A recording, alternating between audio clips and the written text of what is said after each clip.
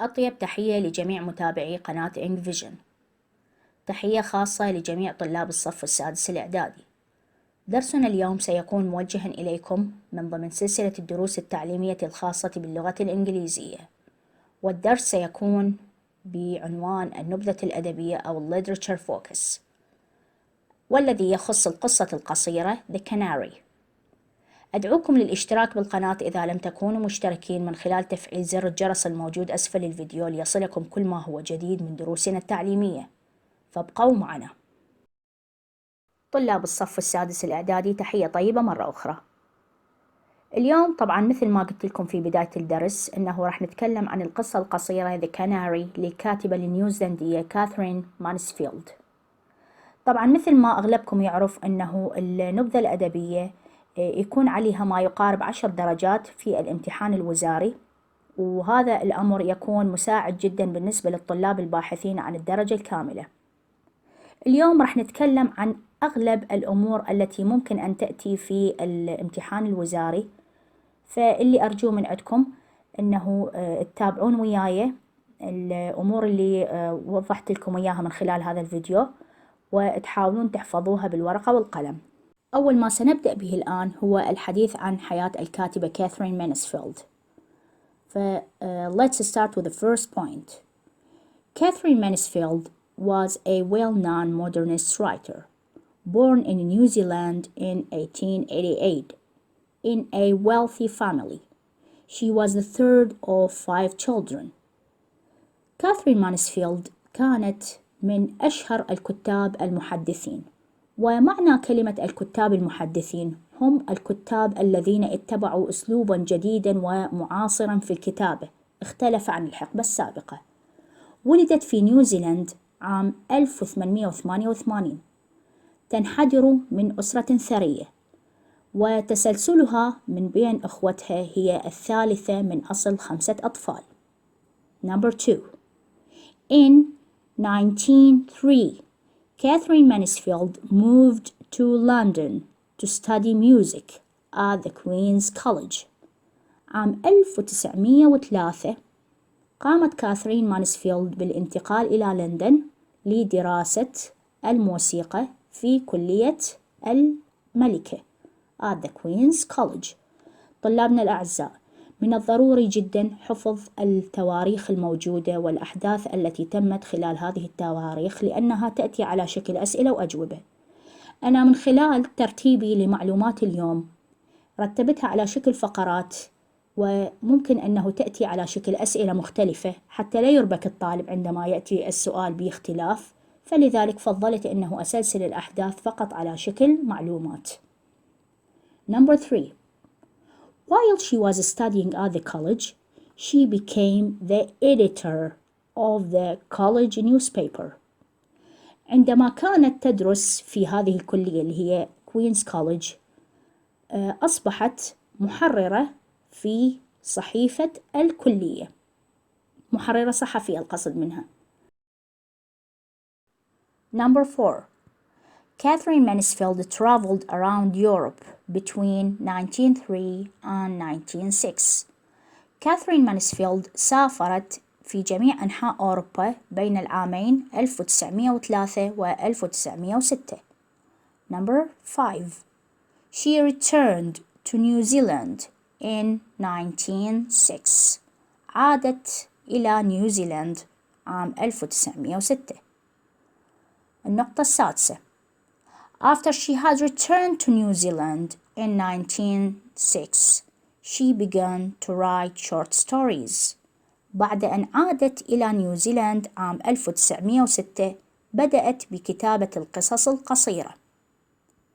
Katherine Mansfield moved back to London 2 years later. بعد سنتين عادت كاثرين مانسفيلد للسفر إلى لندن. In 1917, Katherine Mansfield became ill with tuberculosis. عام 1917 مرضت كاثرين مانسفيلد بمرض السل الرئوي. She died in January in 1923 at the age of 35. وفي عام 1923 في كانون الثاني عام 1923 توفيت كاثرين مانسفيلد عن عمر يناهز 35.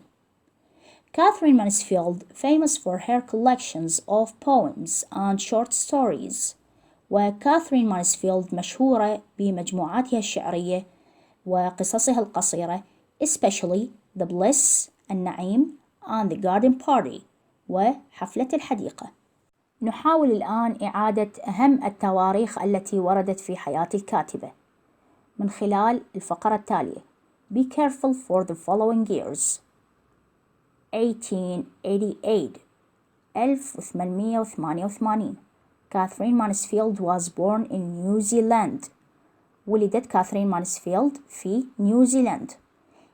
In 1903 she moved to London to study music in the Queen's College. Between 1903 and 1906 she traveled around Europe. In 1906 she returned to New Zealand and began to write short stories. عادت إلى نيوزيلاند وبدأت بكتابة القصص القصيرة. In 1917 she became ill with tuberculosis. أصبحت عام 1917 مريضة بمرض السل الرئوي. In 1923 she died in January at the age of 35. عام 1923 وافاها الأجل عن عمر يناهز 35.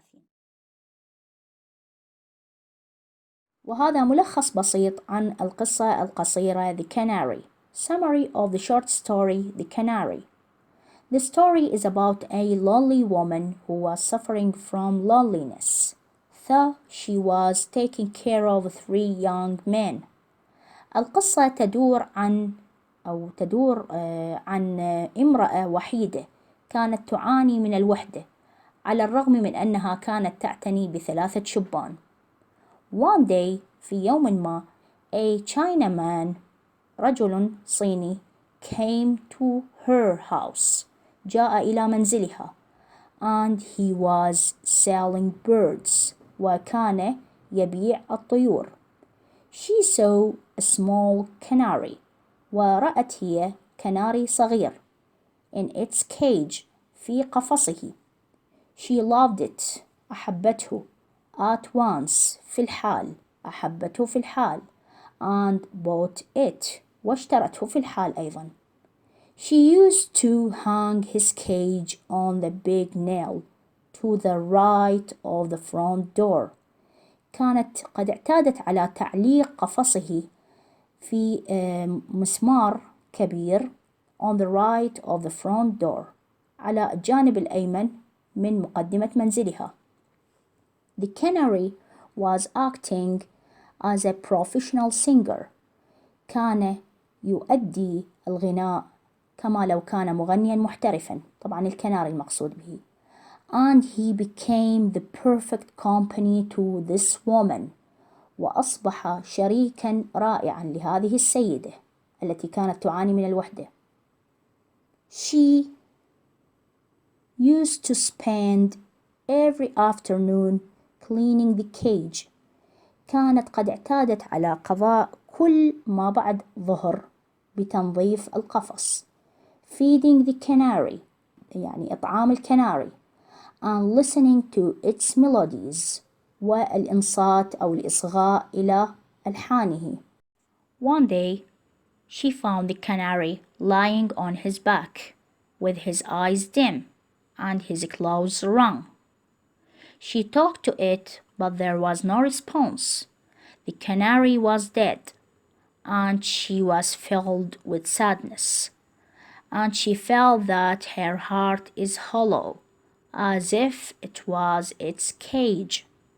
في يوم من الأيام وجدت السيدة الكناري ملقا على ظهره وعيناه خافتتان ومخالبه معقوفة للداخل إشارة إلى موته طبعا. She talked to it تحدثت إليه but there was no response ولكن لم تكن هناك من إجابة. The canary was dead الكناري كان ميتا and she was filled with sadness. وقد امتلأت بالحزن. نتطرق الآن إلى بعض أو أهم الأسئلة التي ممكن أن ترد في الامتحان الوزاري. نبدأها بالسؤال الأول. Do you find it is easy to sympathize with a woman and why؟ يعني هل ترى أنه من السهل التعاطف مع السيدة ولماذا؟ Yes it is. نعم من السهل التعاطف مع السيدة لأنها كانت امرأة وحيدة. And the canary was a perfect company to her. والكناري كان شريكا جيدا أو شريكا ممتازا بالنسبة لها. And when he died, she became lonely again. وحين مات عادت وحيدة مرة أخرى. وهنا نلاحظ أن هي إشارة للكناري. Number 2. Where was Katherine Mansfield born? Katherine Mansfield was born in New Zealand. طبعا هذا السؤال قد ورد سابقا. Number 3. Why was the woman so sad? لما كانت السيدة حزينة للغاية؟ She was so sad or she was very sad. يعني أما تكون بهذا الشكل أو تكون بهذا الشكل.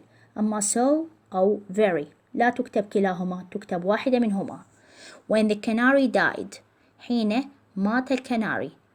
And she will be lonely again.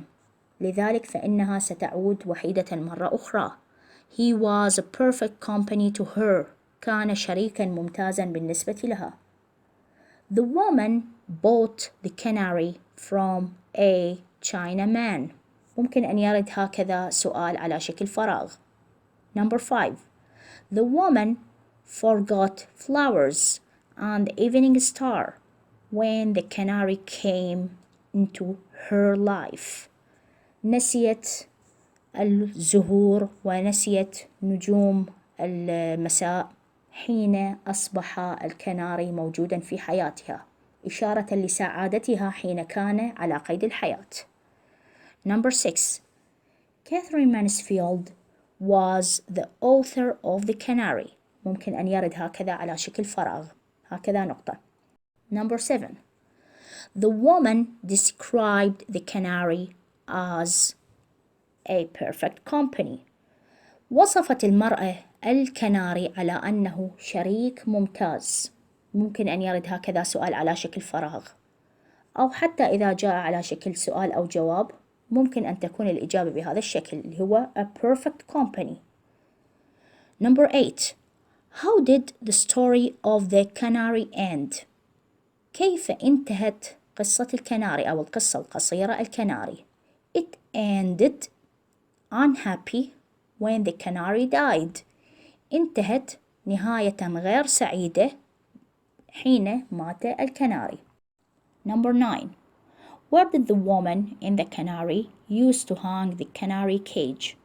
في قصة الكناري أين اعتادت السيدة على تعليق قفص الكناري؟ In a nail to the right of the front door. اعتادت السيدة على تعليق القفص على مسمار to the right في الجانب الأيمن of the front door من الباحة الأمامية للمنزل. Number 10. In the canary, what were the people carried away by? ما الذي كان يجتذب اهتمام الناس؟ They were carried away by the canary singing. Number 11. What did the canary do to attract the attention of his owner? ما الذي كان يفعله الكناري لاجتذاب اهتمام مالكيه أو اهتمام مالكه؟ The canary used to hop from one perch to another, tap against the bars, and sip a little water to attract the attention of his owner. Why did the woman in the canary forget the evening star? في النقطة رقم 12 يقول أو تقول الكاتبة لماذا نسيت السيدة نجوم المساء؟ Because she was lonely and the canary was a perfect company to her. Mrs. was happy to have the canary because she lived a lonely life. طبعا وردت فيها الكلمة Mrs. Mrs والتي تعني السيدة المتزوجة هو اللقب الذي يسبق تسمية السيدة. المفردات المهمة والمرادفات التي يتوجب حفظها للإمتحان: scarcely, rarely, hardly, seldom. هنا نادرا أو قلما.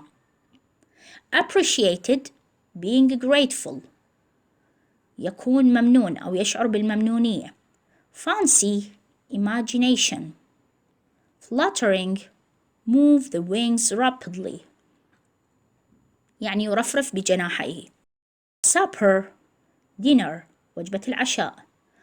unbearable, not endured or not endured على حسب الأكسنت. sip, a small drink. sip اللي هي رشفة أو يرتشف رشفة قليلة من الماء. hollow, empty، فارغا أو خاويا. after my time, after my death، التي يقصد بها بعد موتي. hop, small jump، الوثبة أو القفزة الصغيرة. exquisite, very beautiful.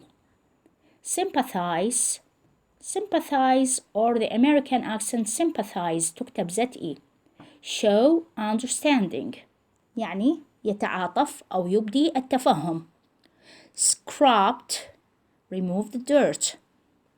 exaggerated, make more important than it really is. يعني يبدي شلون نقول مبالغة في ردة فعل معينة. spying، يتجسس. secretly. blouse, woman's shirt. washing up, cleaning the dishes. وبذلك نكون قد وصلنا إلى نهاية درسنا لهذا اليوم. شكرا جزيلا على حسن المتابعة. اتركوا لي بالتعليقات أي سؤال يتبادر في أذهانكم بخصوص هذا الموضوع أو بخصوص أي موضوع آخر من مواضيع اللغة الإنجليزية الخاصة بالسادس الإعدادي، وسنقوم بشرحه سويا.